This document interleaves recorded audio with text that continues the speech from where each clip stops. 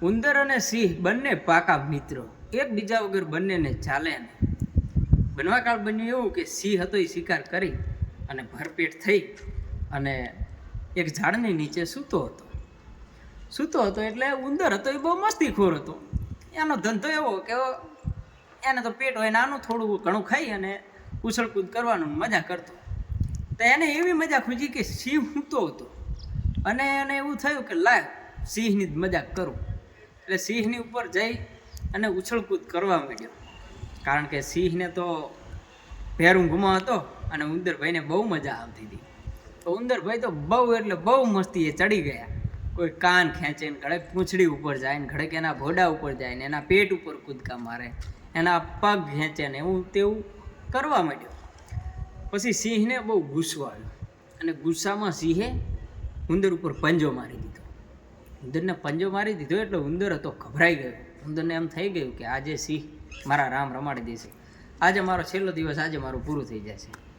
ઉંદર બહુ ગભરાઈ ગયો અને ગભરાતા હાથ જોડી અને કીધું કે રાજાજી, મને માફ કરી દો અને મને છોડી દો. આજ પછી હું આવી ભૂલ ક્યારેય નહીં કરું અને હું ક્યારેક તમારી મદદ પણ કરીશ.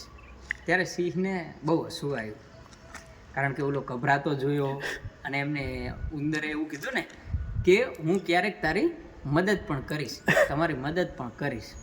ત્યારે સિંહને હસવું આવ્યું કે તું તારી ખુદની મદદ નથી કરી શકતો તો તું મારી મદદ કેવી રીતે કરી શકીશ? અને તું આમ તો આવડો નાનકડો, તું મને શું કામ આવીશ? છતાંય સિંહે એવું વિચાર્યું કે ગમે એવો છે તો મારો મિત્ર તો છે ને. એટલે સિંહે છોડી મૂક્યો ઉંદરને. ઉંદરભાઈ તો બહુ ગભરાયેલા. ઉંદરભાઈની તો મસ્તી બધી ઉતરી ગઈ. ઉંદરભાઈ તો ભાગ્યા અને ઝાડ નીચે એમનો દર હતો ત્યાં આગળ જઈને અંદર ઘૂસી ગયા.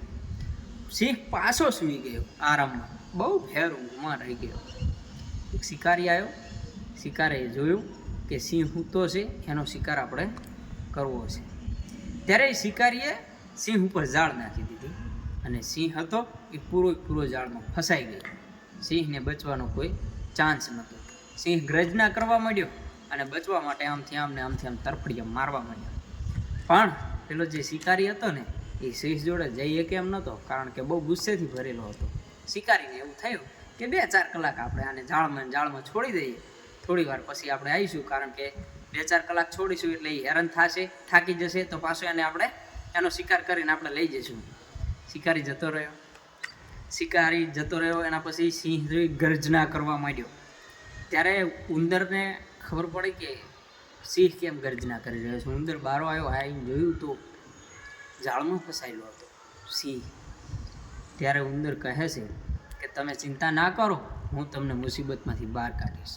ત્યારે સિંહ ગુસ્સામાં બોલે છે કે તું જતો રહે, એકવાર તારો જીવ મેં બચાવી લીધો છે, આ ફેર તને નહીં બચાવું. હવે મારી અંતિમ કડી છે અને હું તને મારી નાખીશ. ત્યારે ઉંદર સરસ મજાનું કામ કરે છે. એ એના મિત્રોને બોલાવે છે અને એ પોતે બધા ઉંદર ભેગા થઈ અને સિંહની જે જાળ નાખેલી હોય છે ને સિંહની ઉપર, એ બધાએ કાપવા માંડે છે અને કાપી અને તાત્કાલિક સિંહને મુક્ત કરે છે.